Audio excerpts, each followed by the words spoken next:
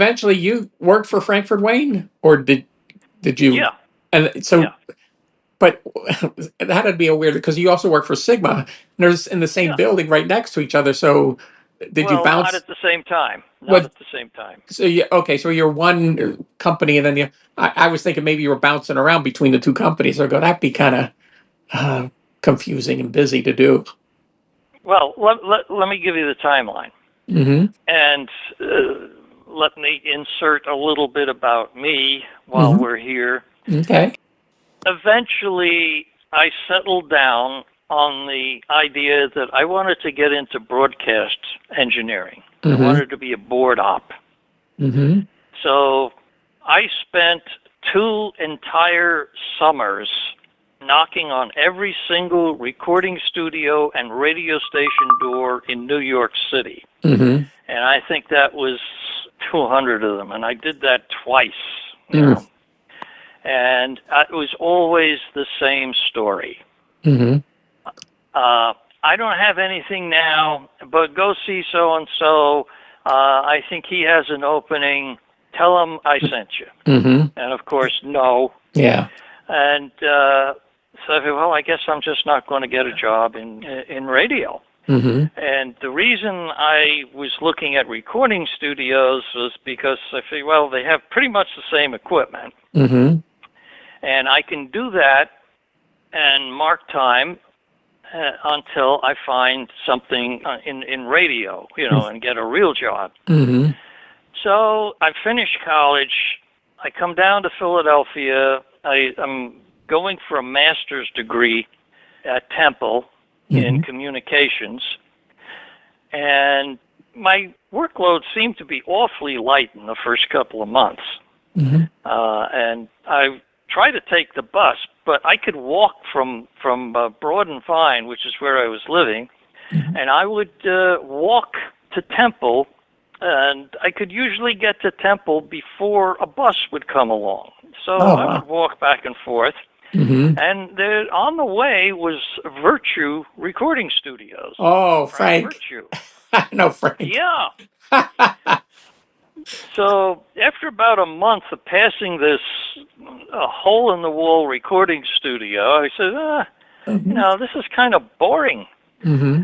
Maybe I can get a job, Sure. help pass the time, part-time. So I went up, and he said, well, I don't have anything, but go see Cameo Parkway. I think they have an opening. Mm-hmm.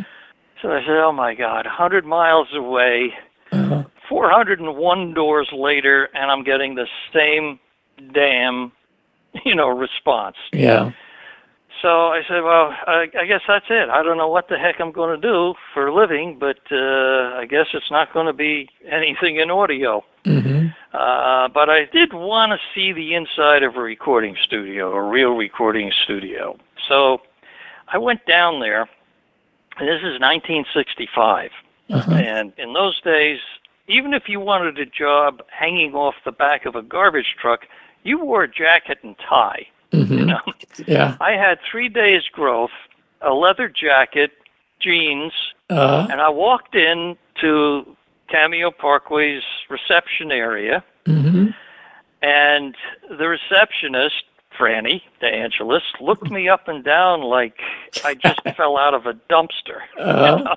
And I had the audacity to say, I'm looking for a job. I want to see your studio. If it's good enough for me, I might consider working here. Oh, it's a different approach. Yeah. Because I figured, I knew I wasn't going to get the job. I said, there's no way I'm getting a job here. I just want to get in there, see what a studio looks like. And because you don't walk in off the street to see a studio. They're kind of closed environments. Sure. So she makes a phone call, and out through one of the set of double doors comes this guy, Joel Fine. He gives me the same look that Franny gave me. And then he said, come on back in. And okay, so I come in, and we talked for about 15 minutes about everything except my total lack of qualifications.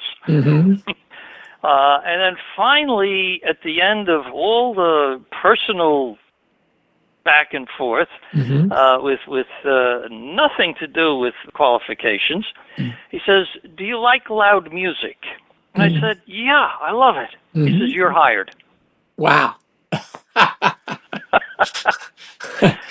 So you were doing it all wrong all the time. You should have had the leather jacket and the jeans, and you would have got a job right away.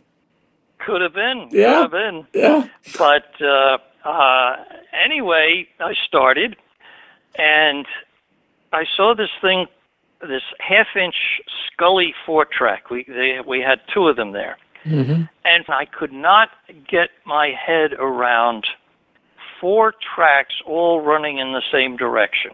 I was totally out of my element. I had no idea. And I don't know why. It's like a simple thing. It's not like I hadn't been confronted with strange things before. Anything to do with that stuff, I just lapped it up. I mean, it just didn't even have to think about it. And there's a few other things I'm in way over my head here. And I'm saying to myself, well, the honorable thing would be to fess up and quit. Say, I'm totally unqualified for this.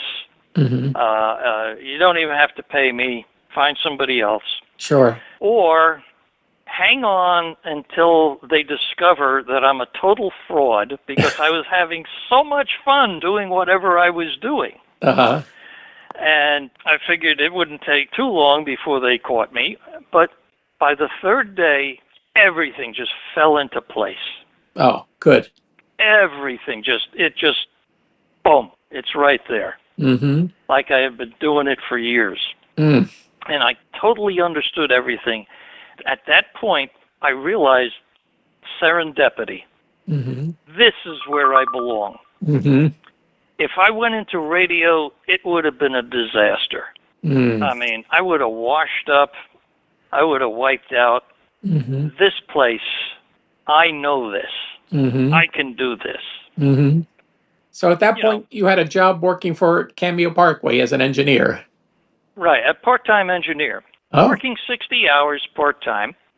60 hours. And then my workload at Temple just quadrupled. I mean, I just could not keep up with it and keep the job too. And I wasn't really, actually, I think I went to the wrong school. I should have gone to the Annenberg School, their communications department. But anyway, I didn't have to make up my mind or make any choices. Temple disinvited me from the next semester, so please don't come back. You know, we wish you good luck, but please don't come back. Yeah, but you've reached the goal of what you wanted to. You wanted to be an engineer at a studio, and you had the job already, so you really didn't need the schooling.